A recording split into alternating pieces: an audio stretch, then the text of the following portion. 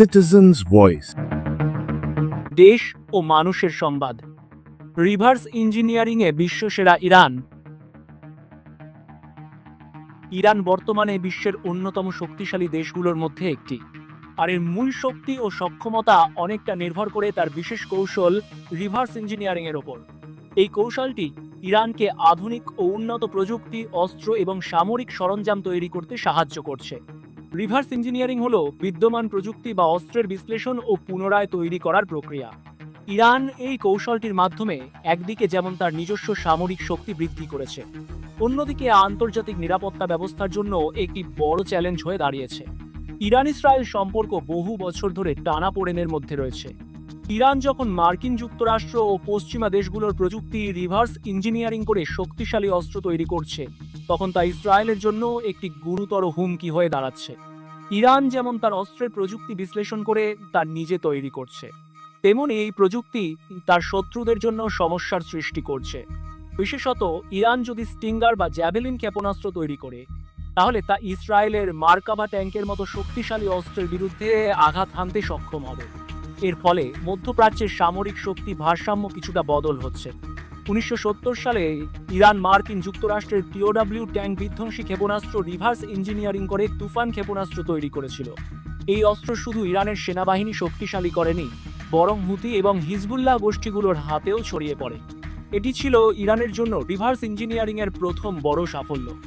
এছাড়া 2011 সালে ইরান যুক্তরাষ্ট্রের Lockheed Martin RQ-170 sentinel drone হস্তগত করে এবং সেটি রিভার্স ইঞ্জিনিয়ারিংয়ের মাধ্যমে একটি নতুন ড্রোন তৈরি করে।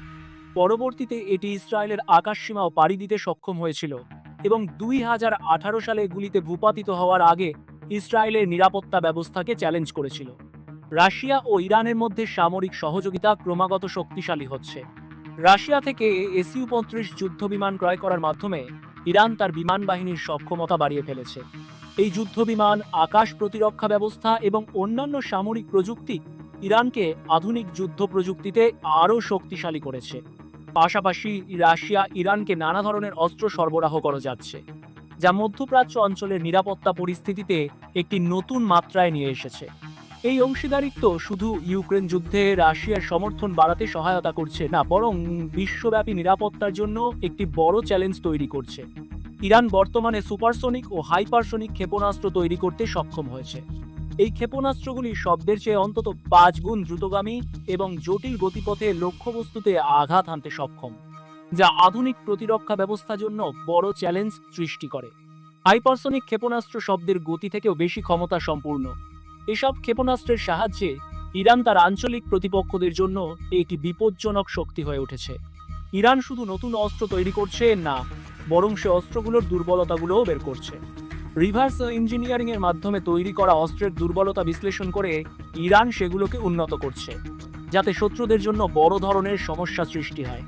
এটি ইরানকে কেবল শক্তিশালী অস্ত্র তৈরিতে সাহায্য করছে না, বরং তার প্রতিরক্ষা ব্যবস্থাও আরও উন্নত করছে। চীন ইরান সম্পর্ক সামরিক এবং প্রযুক্তিগত ক্ষেত্রে আরও শক্তিশালী হয়ে উঠছে। চীন থেকে ইরান আধুনিক প্রযুক্তি পাচ্ছে, যা তার রিভার্স ইঞ্জিনিয়ারিং এর মাধ্যমে অন্যান্য ক্ষমতাকে আরও প্রসারিত করছে। চীন ইরান অংশীদারিত্ব ইরানকে আরও শক্তিশালী করে তুলছে এবং বিশ্বব্যাপী নিরাপত্তা পরিস্থিতি প্রভাবিত করছে। ইরান আজ বিশ্বব্যাপী বিশ্বস্ত প্রযুক্তি ও সামরিক সরঞ্জাম তৈরি করতে সক্ষম। রিভার্স ইঞ্জিনিয়ারিং এর মাধ্যমে ইরান নতুন অস্ত্র এবং ড্রোন তৈরি করে যাচ্ছে, যা শুধু তার নিজস্ব সামরিক শক্তি বৃদ্ধি করছে না, বরং বিশ্ব নিরাপত্তায় এক নতুন চ্যালেঞ্জ সৃষ্টি করছে। ইরান, রাশিয়া এবং চীনের সামরিক সহযোগিতার ফলে আন্তর্জাতিক নিরাপত্তা ব্যবস্থায় বড় ধরনের পরিবর্তন লক্ষ্য করা যায়।